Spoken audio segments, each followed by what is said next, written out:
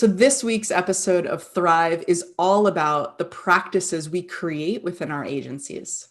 I'm joined by Ezra Bookman, founder of Ritualist. It's a boutique consultancy transforming companies and communities through the art of ritual.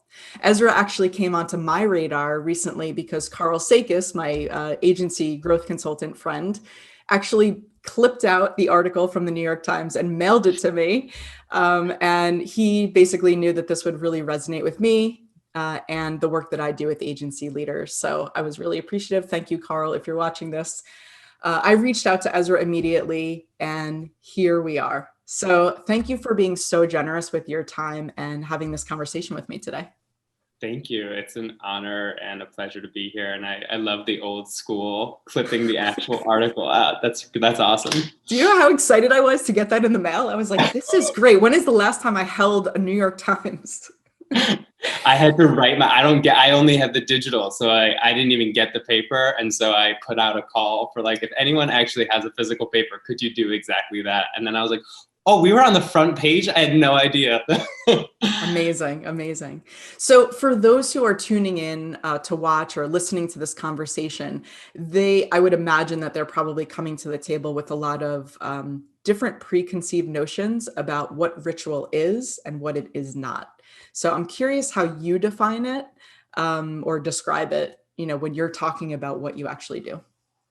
Yeah, thank you for that question. Ritual is one of those things that has an infinite amount of definitions. I kind of it's like my hobby to collect definitions of rituals. I saw that on Instagram. I was like, that's a great collection. That's just scratching the surface. Yeah. They really, and they're kind of all true. There's a great ritual theorist, Catherine Bell, who famously, she wrote the book on ritual, and she famously would never define it because it's really, she said, how you define it says a lot more about you than it is about the people or the practices that you're observing. From my perspective, there's two big misconceptions about ritual. One is that it has to be spiritual or grounded in some sort of religious tradition, or that which was not true, right? We are immersed our whole lives in all kinds of rituals outside of religious tradition, right. Both in our personal lives and obviously in our professional lives as well. And I think a second misconception is that you need to do it 1,000 times for it to become a ritual, right? You need to continue to repeating it. But there's all kinds of rituals that we've only done once in one specific moment. My definition of ritual is that it's an intentional, symbolic action that heightens impact, importance, or meaning. And so I think the what it does is really super important to helping frame what a ritual is. Really interesting. I was thinking about this morning because I'm like, oh, I've never actually asked myself the question, how would I define ritual? And after a couple of attempts, I came up with a ritual seems to be something that creates space in which emotion is welcome, any emotion. So I thought, oh, that's interesting. I don't know. It was just something I was playing with. And it just, as a follow-up to that, I would imagine that, so you have that definition, right? Which is a great definition. I love it. But if you take that a notch deeper, what does ritual mean to you on a personal level? What does it mean to you, not to how you're describing what you do for a living? For me personally, rituals are the tools that I use to make meaning out of my life and to have a deeper, richer experience of life.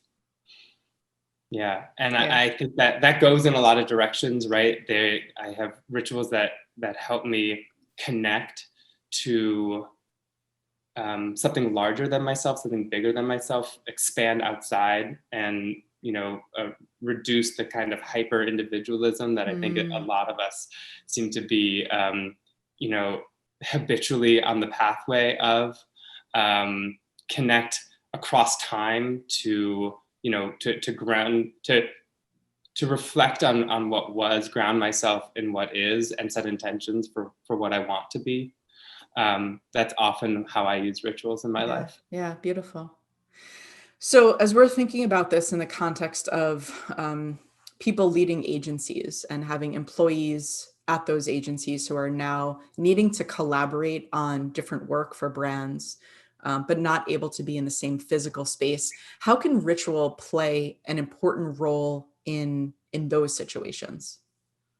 Yeah, I always knew that this work was important, and COVID and all of us switching to remote work overnight made me, and I think the whole world, realize just how necessary it is, because all of the things that we used to rely on as just like automatic, just being in the same space, culture would happen and connection would just sort of happen. Yeah. Now we really need to be intentional about designing, and being purposeful about it and asking for it and showing up for it with full presence. So at an internal, when you're focused internally on your own company's culture, what are the ways in which you're providing spaces, containers for your employees to connect with each other, to slow down and recognize each other's work, to have the moments of interpersonal moments on which that, like, the web of connection that an agency really is, because it's made up of people. The agency is really just a collection of people. So who are they, and are they able to show up with, not, I love the phrase like show up with your full self, as if that's a choice, right? Like we're full humans, right? We will show up with our full selves. We might not express it. We might like tamp it down and try to leave it in the car and pretend like it's not happening, but it's there. Right. So how can you, especially if you're the director of an agency, recognize the full humanity of the people that you're working with? Right. Yeah. I always like to say, like, without its people, there is no agency. You're not selling widgets. You're essentially selling the ideation and the strategic thinking and the doing of those people. So I think so much more focus needs to be placed on culture and supporting those employees in all of these ways. With what you just mentioned, are there a couple of specific examples you can give about how that shows up? Like how you, when you go into an organization, maybe even particularly like a creative agency or technology agency, how does ritual play a part, and like what are some of the examples as to how you might help that culture deepen or work through certain things that they might be experiencing? Yeah, it's an expansive question, and I think each agency and each client that I'm working with is coming with really specific problems. Some people are dealing with the fact that creativity and brainstorming is really difficult, in Zoom and in remote work. Like that sort of flow that can happen when you're in person is really difficult. Some people are just starting out and they want to be intentional about crafting their culture from the very beginning, and the rituals that mark time and the transitions and movement through the company. I think what's most important is to recognize that no matter what, like the culture will exist whether you create it or not. There is a company culture already. It's just whether or not you're going to be intentional about crafting it, and be specific about what it is and how it will manifest.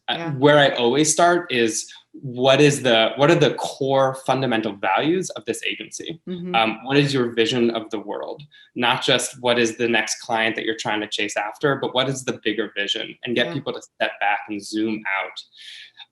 And when you do that, then you can think about what are these tangible manifestations of how I can connect my employees to that larger vision, so that their day-to-day work, right? We're in this just deluge of emails and the micro and all this sort of stuff. When I'm in that, I can zoom out, I can take a step back, and I can remind myself what the bigger vision is that I'm working towards. I think that's really core. Yeah, I think it's core also. And in my work with agencies, I think that that's probably the biggest disconnect that I see, is that an agency leader or a leadership team may have a vision, you may have a mission statement, you may have core values written on the pre-COVID office walls, but there is a disconnect between the employees really embodying, feeling, understanding, and like living that, every single day, because there is just not that connection. And it makes Yeah, it I a mean, lot harder to be not in person, right? yeah, I think that a lot of vision statements and value documents exist as documents, Yeah. right? But we don't have these embodied practices that bring them to life and put them into actual practice, so that there are lived experiences. And Yeah. rituals are those. Rituals are our lived experience of our values in the world, and they embody those values and create communal experiences around them, so that we can also hold each other accountable to them. I can say from my own personal work, like knowing that a value exists, but having no mechanism on which to hold either my fellow employees or even my employer accountable to, like, is that what's happening in this moment? Mm-hmm. And rituals are those touch points that can say, like, oh, this is important. We're taking time, we're slowing down, Mm-hmm. and we're marking this as important. We're putting a big circle around it. So then it becomes more fluid. It becomes a part of the life of the organization. Yeah. One of the things that was mentioned in that Times article, and I believe it was you that mentioned it as an example of ritual, was holding a grief ritual for the loss of a client or the loss of a client account, or even holding like a funeral for that instead of like just a simple or traditional retrospective. I thought that was really, really interesting. Can you talk a little bit more about that? Sure.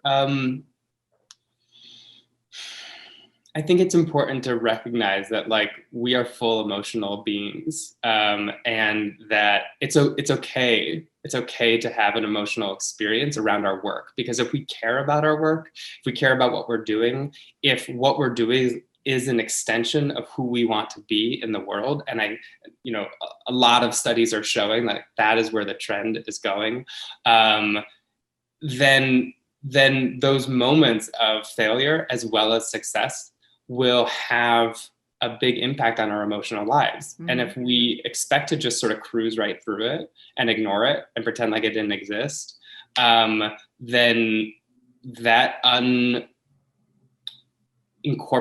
and unintegrated emotion is going to have an effect on our future work. Yeah. And so something like, the form of what that grief ritual could take is really infinite, and again, it should always be a reflection of who the team are and what their values are and their traditions that they find to be important in their lives.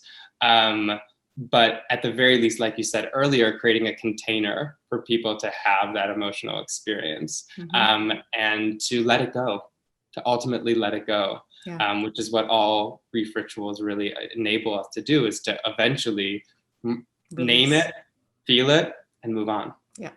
Yeah. So this article that I keep mentioning, it was actually called "Doing God's Work in Corporate America." I'm not sure how you feel about the title itself. But one of the other people that was mentioned or featured in that article was the co-founder of Sacred Design Lab. And I found it really interesting. He said something like, the next white space in advertising and brands is spirituality. And I thought that was a really, really interesting comment. I guess the question that I have around that is, well, A, how do you feel about the title? I could imagine there might be some thoughts you might have there.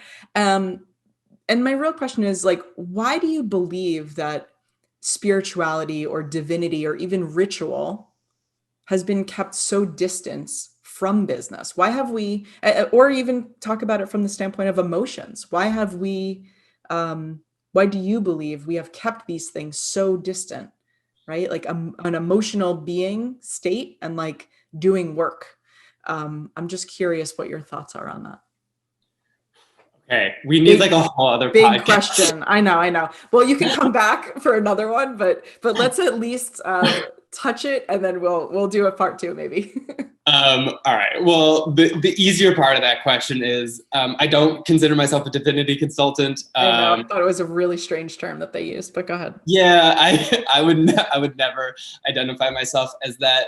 Like I said at the beginning, rituals do not, our graduation ceremonies are not necessarily connected to any spiritual or religious tradition, and yet Right. they can still be meaningful moments in our lives. Yep. So rituals exist outside of divinity.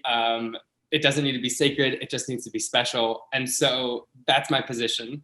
I think that we will, of course, learn from, grow from, and be inspired by the people who have been doing and then like investing for thousands of years into like the exploration of ritual.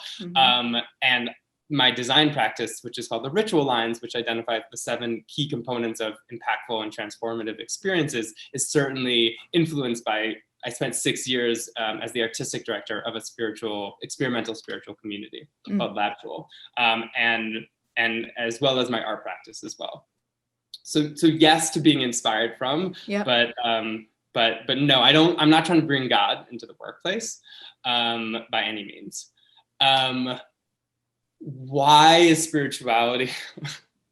Well, let's talk about it from the standpoint of emotion, because I feel like the whole like spirituality component and the way that the New York Times article couched everything really took it in a direction that the people who were featured may not actually believe in. So I would say the better question from my end might be, why have we kept emotion so distant from business for so long?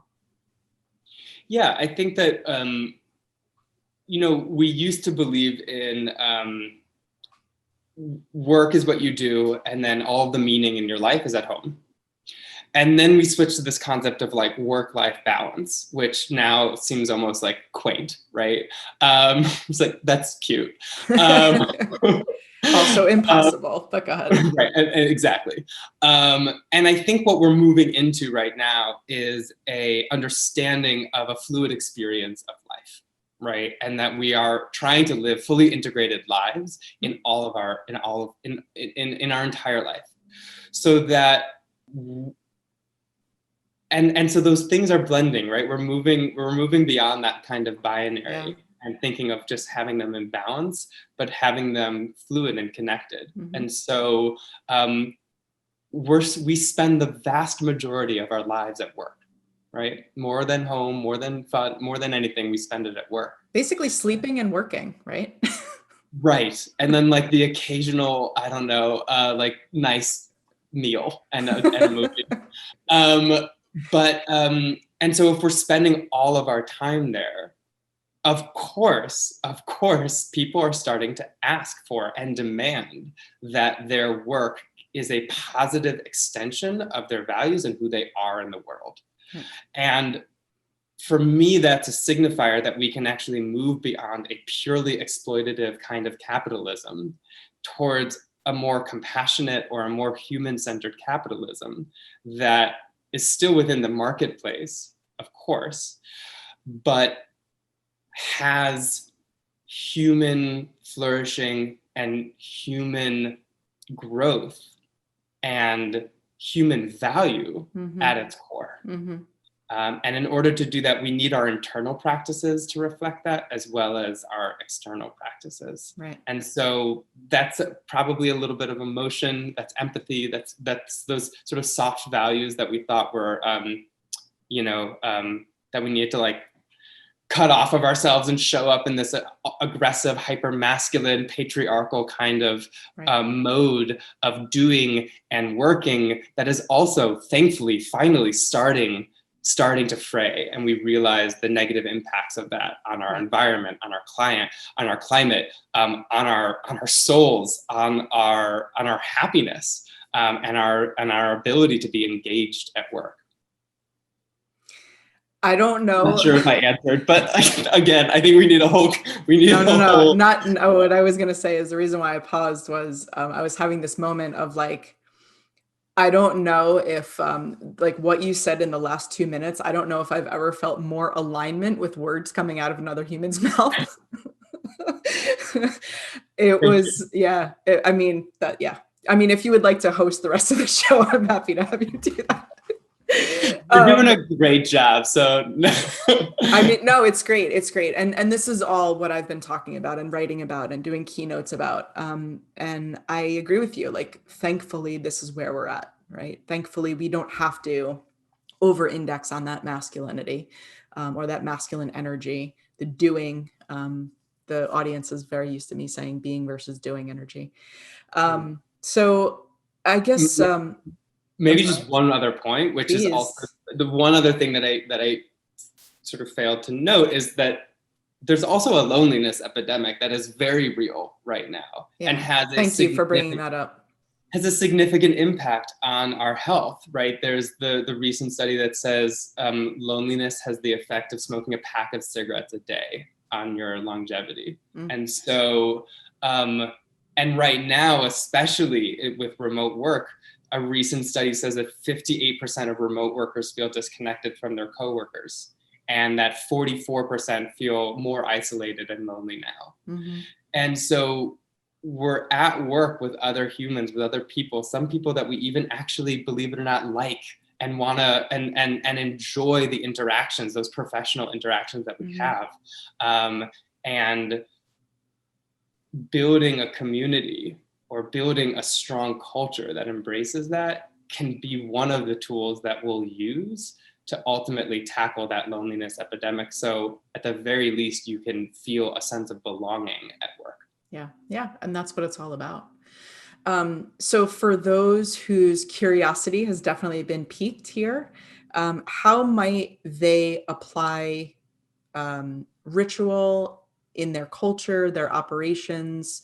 If they're interested in what that might look like, where would you typically have someone like that start? Where would they, how would they start to think about it? What questions, what might they ask? Or like, what would you typically advise them to do if they were interested in really being intentional about incorporating ritual into their agency? Yeah, great question. I think the first and easiest place to start is to identify transitions. Rituals have often been used to help hold and create a container around the inevitable anxiety and fear that comes with transitions. So when you say transitions, can you talk to some examples of that in the agency world? Sure, right. I mean, it's any movement from one state to another. So if it's onboarding a new employee, if it's signing the actual deal with a new client, if it's the completion of a project, if it's a change in leadership, if it's a shift in strategy, right? Any shift, change, movement that is happening, that's a good place to start to think about, oh, well, how can I actually slow down and create an intentional experience that names what's happening and gives people an opportunity to express, to do, to use some sort of symbol that will ground them and help metabolize the fear and anxiety. Because in a transition, there's always a loss. There's always something that's being lost and separated from.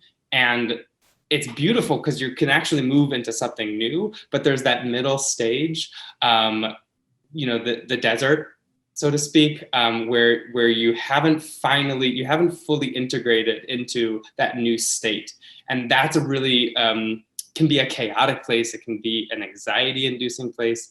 And so that's where I would recommend people start. So interesting. As you were talking, I got this very strange visual that just kind of came into my mind. It was like a clear plastic line filled with water. And it was like, this was the line of, how we typically operate in our day-to-day at an agency. Exactly all of the things that you just said. We might onboard a new client or a new employee. We're collaborating on some strategy for a brand, whatever these things are. We might change course here. There might be someone promoted, right? So something throughout the lifeline. And then I almost had this idea that ritual was like injecting an air bubble at those moments. So it's creating that pause where it's not just rushing through, but creating that little container or that pause or that space where you can say, hey, how is everyone feeling about this? Or whatever, as you said, whatever the ritual is based on the values of that agency. It was just, I don't know why, as you were talking, I was like, ooh, air bubbles.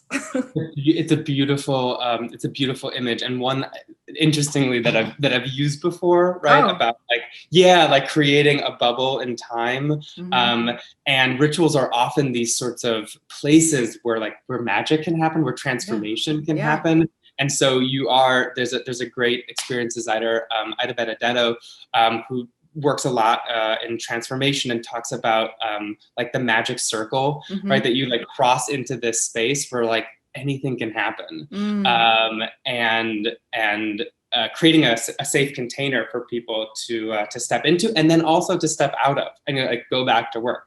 Right. I always say that, like, especially with onboarding, you know,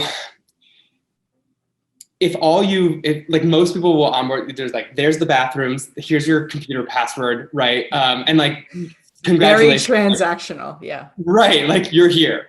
And if you have the desire for that person to feel connected to their other colleagues, or to feel connected to the larger vision of your organization, you didn't do it, right? And a ritual can help.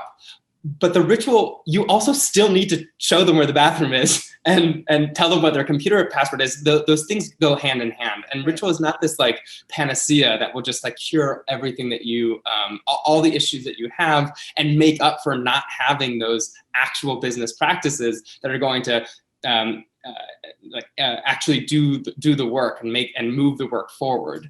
Right. But if you do all that work and then don't take an opportunity to celebrate it, to amplify it, to make sure that it lands and lives and breathes and is embodied, then you put a lot of effort and a lot of time and a lot of money and haven't actually achieved everything that you can from that experience.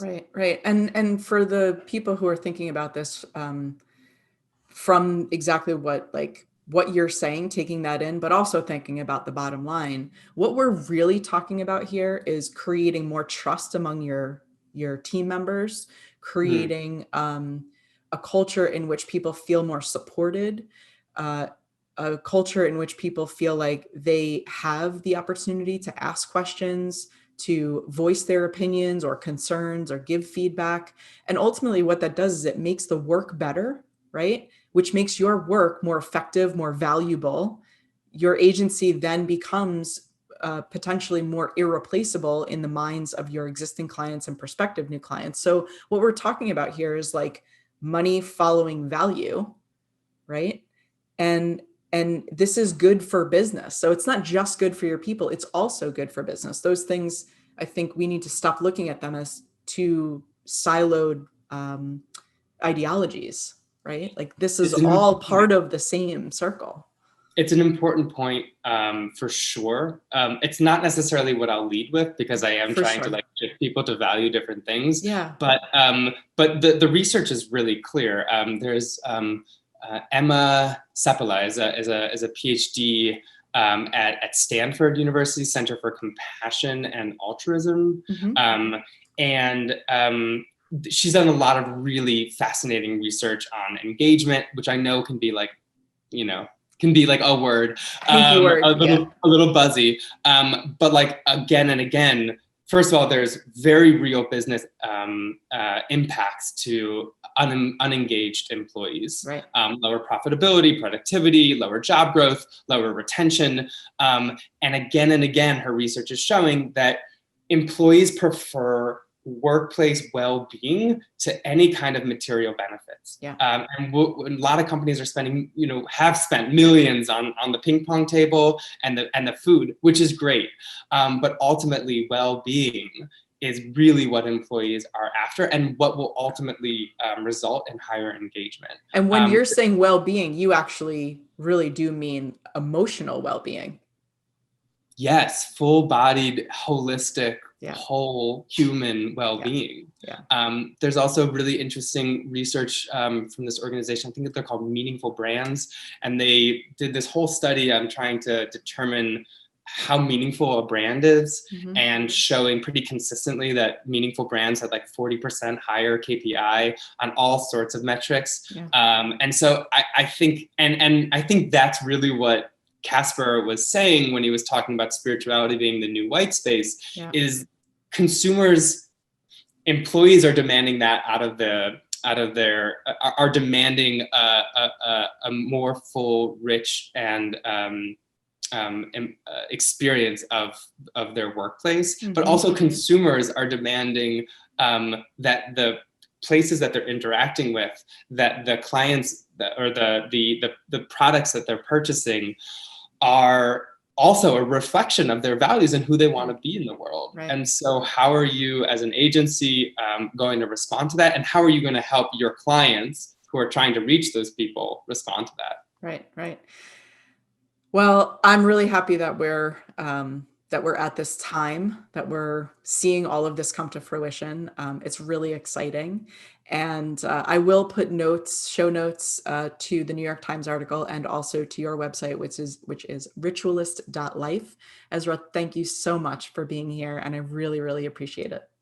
Kelly, thank you for these fantastic questions and for your curiosity and inquiry and all the work that you're doing hosting these really important conversations. And thank you to everyone that's listening. I hope whatever you're doing in the world grows and glows and is strengthened. Thank you. This episode has been brought to you by Workamajig, the #1 creative agency management software. Show notes at thrive.workamajig.com. Find out how your creative agency can become more productive and more profitable. Schedule your demo at thrive.workamajig.com.